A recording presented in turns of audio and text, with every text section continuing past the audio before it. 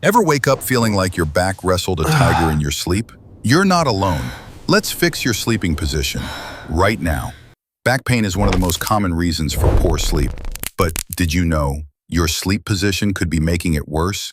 In this video, we'll show you the best sleeping positions to ease back pain and wake up pain-free. Back sleepers. If you sleep on your back, place a pillow under your knees. This maintains the natural curve of your spine and reduces pressure on your lower back. Side sleepers. Sleep with a pillow between your knees. This aligns your hips and reduces strain on your lower back and spine. Fetal position. Curling into a loose fetal position can open up your spinal joints, perfect for those with herniated discs. Avoid sleeping on your stomach. This position twists your spine and neck, which can make back pain worse. If you can't avoid it, put a pillow under your stomach to reduce strain. Use a medium-firm mattress. It provides support without stiffness. Stretch your spine for 5 minutes before bed. Try sleep apps like Calm or Headspace for guided sleep meditations.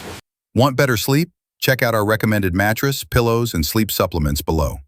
Orthopedic memory foam pillow, medium firm support mattress, melatonin or magnesium sleep supplements.